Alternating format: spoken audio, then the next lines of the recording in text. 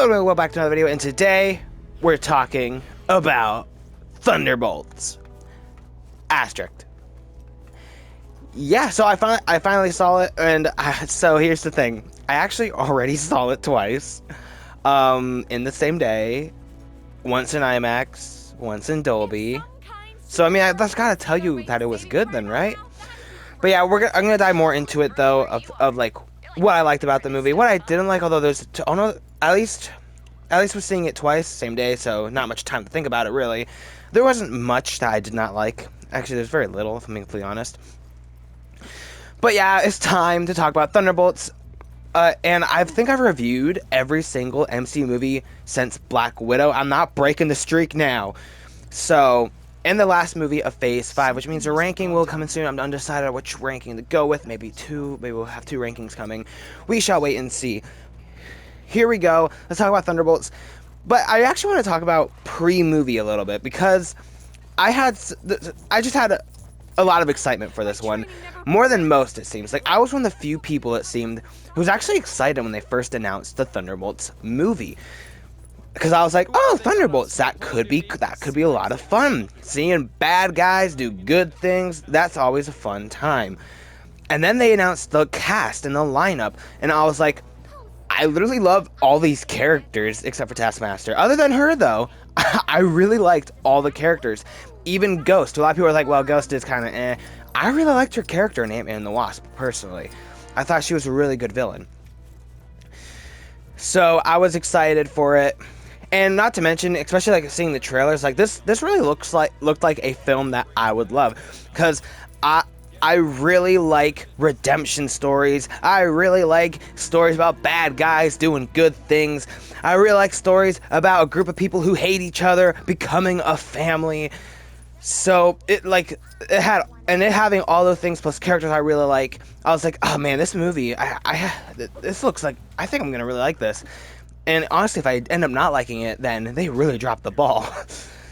And yeah, I ended up really liking it, which, I mean, the movie had all the right things for me to like it, so it'd be kind of surprising if I didn't. But yeah, so let's dive deeper into it. Let's start off with like some of the things I loved. Like, first of all, like I said before, I loved the characters. I liked them before this film. I like them even more after this film. Yelena Belova gets even more character development, and we get to learn more about her and see more of her, and it making me like her even more. Red Guardian, love seeing him again. He is so much fun. I'm so glad we got to see him again. And he provided a lot of the humor, which I laughed at a lot. Ghost, really liked her character in Ant-Man and the Wasp. This movie made her even cooler. Like, her power set already is cool, but like I just thought she was like really cool in this movie. John Walker, I know a lot of people didn't like him in the Falcon Winter Soldier. I actually really liked his character in Falcon and Winter Soldier. And I mean, let's be honest. Everybody keeps talking about how the fact that he killed that guy in public with the shield, and yes, he shouldn't really have done that, but it's not like he was innocent. Was he a murderer? To our knowledge, no. I don't remember him killing anybody. So he did kill the wrong person, but he wasn't innocent. I'm just saying. Because, I mean, we've seen other heroes in this universe kill bad guys. So, I mean, but seriously, I liked his character, and they furthered his character in this, which I really liked. I liked being able to see more about him and learn more about him. Not to mention, he was also very funny in this movie. Even though sometimes he can be the worst, but he's also the best at being the worst, so it was fun. Bucky, I mean, it's Bucky. It's the Winter Soldier, the White Wolf, even though no one calls him the White Wolf, it seems, except for me. He's been awesome in everything he's appeared in. Nothing changes. He's awesome in this. He has some awesome, really cool scenes that are just like, oh, Bucky's so cool. And then we have Taskmaster, who is Taskmaster and does Taskmaster things. And yeah, so like I said, I really loved this cast of characters. And speaking of cast, the cast does such a great job. well, they talk Florence Pugh, David Harbour. Well, speaking of those two specifically, I feel like they got even more to do than they had before, because we saw a sad Yelena before in like Hawkeye, but like this movie, we really get to dive more into that. We get to see more of her darkness, even though she can be very funny and she has very lighthearted and like sassy moments. But in this film, you get to really go into see more of her darkness. And Florence Pugh does such a great job portraying that. And even David Harbour. First of all, I find him hilarious. But also, there's even like one scene I'm thinking of specifically that I'm not going to talk about here, where he just he's able to bring out the emotion. Like, even though he's like hilarious throughout the entire movie, this one scene when he needs to be serious, he is serious and he does it well. And you can tell the emotion in his face and in his voice, and it is like you wouldn't expect that from this character in this movie, but David Harbour does such a great job, and they let this play out. And I speaking of, I'll jump down to that quick.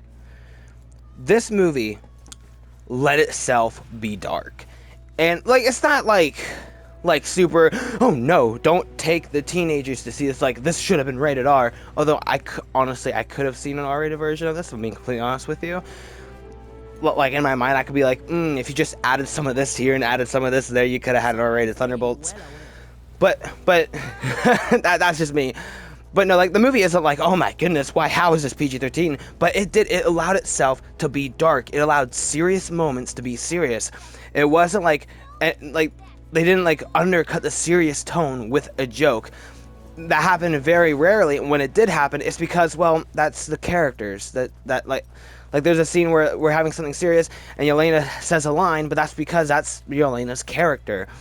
It dives into a lot of like dark themes. It really does dive into depression, loneliness, substance abuse. Like it just touches that. It doesn't like go deep into it, but like just touches it a little bit.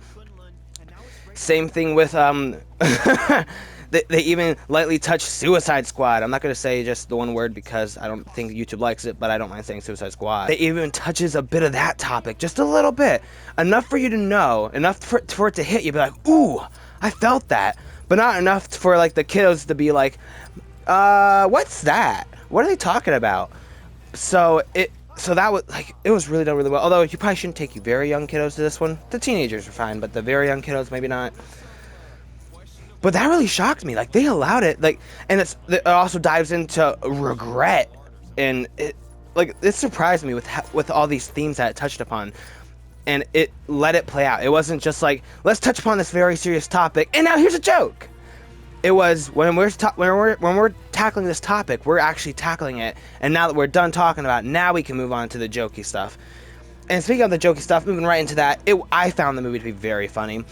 Red Guardian obviously had the most amount of laughs for me personally. Every time, almost all of his jokes landed for me. I found him hilarious.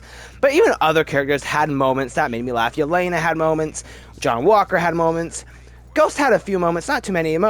Mainly when she was mocking Walker, if I'm being completely honest. But they all had their moments.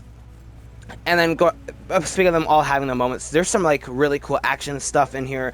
Again, where they each get cool moments with action, and there's certain action scenes that stuck out to me. I'll dive more into that in a spoiler review, I think. But like the one scene that we see in the trailer when they first meet in that vault, that's in the trailer. That's not a spoiler. The way that scene plays out, I thought was really, really cool. Again, I'll talk more about that at a later date. And also, I will say that the film does move pretty quickly. So, which is kind of good, because on the one hand, it doesn't feel like I'm sitting there forever and checking my watch, but it also kind of ends pretty quickly too. So we'll dive into like the one thing that could be a flaw, that being the third act. So I actually really like the third act. Like I've heard some people say like the third act is not very good, it's weak. I liked it. Did it go a bit overboard? Yeah, maybe a little, but I really liked it. I liked what they did with the third act, specifically with the Thunderbolts themselves. I liked what they did with that, but it does kind of just end. Grant, there are end credit scenes that help with that, to help add more context, But it does kind of just end, which I didn't have a problem with, but it was kind of weird. It just felt weird, if that makes sense. But I really enjoyed it. And something that I've heard other people say, I completely agree. It feels like old school MCU. Like it felt like I was back to Phase 3, if that makes sense, or Phase 2. I couldn't really figure out why.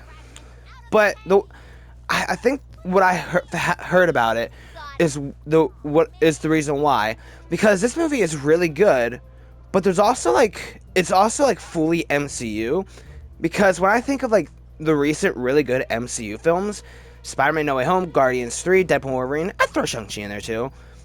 Spider-Man No Way Home was really more of a Spider-Man movie than an MCU movie, and it was a celebration of Spider-Man, bringing in nostalgia and multiverse. Deadpool and Wolverine was a celebration of Fox X-Men, bringing in nostalgia and multiverse.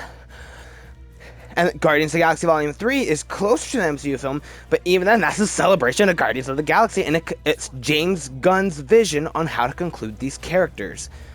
The only one that really feels more like the MCU film is Shang-Chi. So that's kind of where this one fits in, where it feels like a really good MCU movie, but there is no multiverse, and really there's not really any nostalgia. I mean, but yeah, I thought this movie was really, really good. Something I also want to point out too, because I know a lot of people were thinking this going into the film, was like, oh, so it's Marvel's Suicide Squad. Like the Suicide Squad that we see from DC, where a bunch of bad guys doing good things because they have no choice, because if they don't, they die. They go on missions that they're probably gonna get killed on, and if they don't, they will be killed. But no, this is not Marvel's Suicide Squad. This is Marvel's Thunderbolts. It is its own thing. It doesn't feel like Suicide Squad. It feels like Thunderbolts. Asterisk. And speaking of, let's go into asterisk. We do find out why there's an asterisk. They didn't forget about it, like you probably might have. It is there. It is for a reason. It is for a kind of cool, kind of not really shocking, if I'm being completely honest with you. For me personally, it might shock you. I know when we found out what the asterisk was, my theater, my second viewing, got excited. They're like, oh, so that was kind of cool. So yeah, definitely, that's one of the reasons why you want to stick with this movie. I'm actually kind of surprised that I was able to somehow avoid spoilers the whole time, because people got to see this movie pretty early, and there were spoilers on the internet. Somehow I didn't get it, so that's kind of crazy. Oh, something I wrote down in my notes. I wanted to bring it up because I might be alone on this. Going back to it being a darker film and not being afraid to go dark. This is probably something dumb, but I have to talk about it. Is it just me? Or did it feel like we're going to get an F-bomb in this movie? I know that's something really weird to point out, but because this movie is a lot darker than other MCU movies, especially in the multiverse saga, and the fact that Guardians of the Galaxy Volume 3 had one, I just couldn't help it. I was like, oof, they're gonna have one. Someone's gonna drop the second PG-13 F-bomb, because I mean, if you talk about Deadpool and Wolverine, there's so many in that one. But PG-13 movies, someone's gonna drop it. No one dropped it. So I mean, I guess that's not really a spoiler. I don't think anybody cares about this as much as I do. I just found it interesting. I don't know why. I thought that the entire movie, someone's gonna drop it, and they never dropped it, which isn't a bad thing, but it might be a missed opportunity. I'm just saying. But yeah, that's just something dumb that I just noticed, and I had to talk about it. You probably weren't even if you're someone who saw the movie, you probably weren't even thinking about it until I brought it up. Even if you're someone who hasn't seen the movie, you also probably wouldn't even think about it until I brought this up. It just felt like the tone, especially because I've seen a couple of movies with this kind of darker tone that are PG-13 that use it. So, and Guardians 3 used it. So obviously the MCU is no longer afraid of having it, it seemed. But then again, maybe that's one of the reasons why that's a James Gunn movie. It felt more like a James Gunn movie because he was like, I want this, and Kevin Feige was like, all right. So maybe the writer or director of this one wasn't so much badly like, I want this. So I don't know, but that's something dumb I wanted to point out. It's literally nothing. I just wanted to bring it up. And I believe that is all I can really talk about without spoilers. The only other thing I can bring up, oh, two other things actually. I do have two other notes here. I'm talking longer than I expected with this one, without spoilers. Two other things I wanted to bring up. One is there is something that is a bit disappointing for me that we did not see, but I can't talk about it because of spoilers, so we'll do that. But the other thing I wanted to bring up was this really is Yelena's movie. Like, and that could be a good or a bad thing depending on who you are. But this really is Yelena's movie. Like if you were like, hey, did you see Yelena's movie? Yelena's movie? I'd be like, oh, you mean Thunderbolts? Because she really is the star character. And to me, that's not a bad thing. I think, especially because really all of the Thunderbolts, for the most part, get pretty equal screen time. They're on the screen a lot together. So it doesn't necessarily feel like any of the other characters are being like neglected or abandoned or forgotten about. They're always there. They're always present. They're always noticeable. It's just we spend a bit more time with Yelena and we dive into her character a bit more, and she's the one who has the bigger character arc in this movie. Like the other characters have like little small like character arcs, because I mean they have the obvious the character. I shouldn't say it because it's spoiler free. The character arc you would expect out of bad guys do good things. Story. They have those little character arcs, but Yelena's the one that has the big like character arc that we really dive into. So, which I would say is a good thing because I really liked her character in Black Widow. Her and Red Guardian kind of stole the show in that movie. She was a lot of fun in Hawkeye, so I was okay with it. She was really. And it kind of felt like that going into this movie, that she was like the lead. So it's not a bad thing, but it's something I did want to point out. Alright, I've been talking way longer than I expected in a spoiler-free review. So let's try to get quickly to, should you see this in the theater?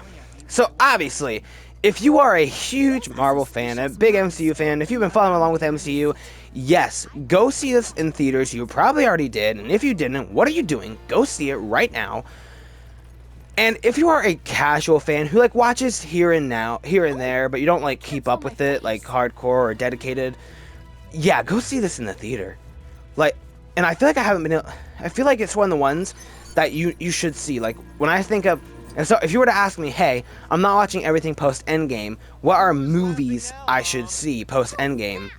I would say Guardians 3, Shang-Chi, No Way Home, Deadpool Wolverine, and now I would say Thunderbolts.